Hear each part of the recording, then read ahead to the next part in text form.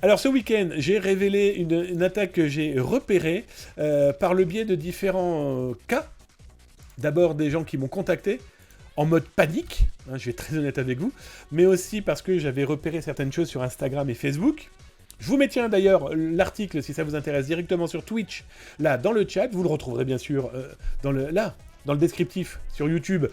Cliquez sur la cloche, abonnez-vous, un petit pouce aussi ça fait plaisir, laissez un petit message si vous le souhaitez. Abonnez-vous, c'est plus de 1000 vidéos dédiées à cybersécurité et les rediffusions de Twitch. Profitez-en, c'est fait pour vous. Réutilisez aussi, parce que je vous le rappelle, hein, s'informer c'est clairement commencer à se cyber-sécuriser et alerter les autres c'est clairement les sauver. Cette histoire, c'est quoi? Eh bien, ce week-end, et depuis quelques jours, de nombreux comptes Instagram et Facebook ont été pris en otage. Pris en otage par qui? Eh bien, par un étrange pirate informatique qui, après avoir pris la main sur, eh bien, justement, ces comptes Instagram, eh bien, affichait des influenceurs du trading crypto-monnaie.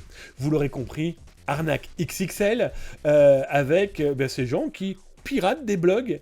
Ça a souvent été des petits blogs et des petits comptes Instagram. Quand je dis petits, je n'entends pas par la qualité. J'entends par le nombre de followers, par exemple. Eh bien, on avait des créateurs de mode, des gens qui font dans la poterie. On avait des blogs dédiés, par exemple, à la gastronomie. Et donc, ils se sont retrouvés avec des messages expliquant « Bonjour, je ne fais pas ça normalement, mais je suis heureux de partager avec vous.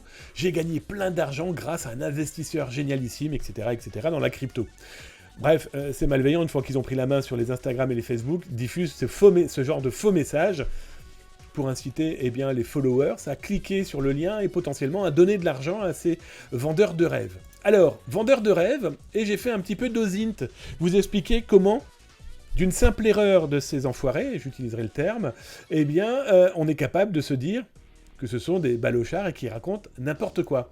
Un exemple très concret avec ce jeune homme. Alors, il serait milliardaire, il vit à Dubaï, roule dans de sublissimes voitures et explique qu'il vit dans des yachts de luxe, là par exemple, lors d'une compétition à Monaco de Formule 1. Et donc, vous le voyez, très clairement, sublissime sourire, petit t-shirt bleu, ici petit t-shirt noir, petit t-shirt jaune, donc un moyen qu'il essaye de nous faire comprendre qu'il est là depuis très longtemps, que c'est son bateau, qu'il a pu le louer en claquant du doigt, etc., etc. Alors déjà, premier contact, il suffit juste de se renseigner pour louer le bateau Monaco, pour savoir de quelle date à quelle date, potentiellement, une personne l'a loué, ou simplement visité pour faire des photos. Et ensuite, soit le mec est milliardaire et c'est un gros crade, soit c'est un mythomane qui essaye juste d'attirer des gens en disant « Regardez, je suis super riche grâce à la crypto. » Et comment je vous affiche la chose? C'est pas parce qu'il a changé de t-shirt et de pantalon que le gars a changé de chaussettes. Ça voudrait dire que notre milliardaire est un cracra, hein? S'il est là depuis plusieurs jours avec les mêmes chaussettes, je pense que le gars, on n'a plus besoin de le suivre sur les réseaux sociaux, on le suit simplement à l'odeur. Bref. Toujours est-il que beaucoup de comptes Instagram ont été piégés, et la problématique, elle est là. C'est que ils ont changé le mot de passe. Vous retrouverez d'ailleurs, on va pas l'écouter là maintenant, je vous laisserai le lire tranquillement, mais j'ai fait une interview audio d'une victime qui explique comment elle a été piégée. L'approche. D'abord, une personne l'a approchée, très sympathique, dans la mode, les animaux, la bouffe. Et puis ensuite, un lien. Et puis ensuite, une double authentification. Et puis ensuite, ils ont tout perdu.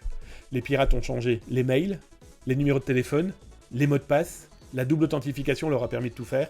Les comptes sont définitivement perdus. Ah, il faut juste alerter Instagram, il faut juste alerter Facebook. Je ne sais pas si vous avez essayé de récupérer un compte quand vous avez été pris en otage sous cette forme-là, mais c'est quasiment impossible.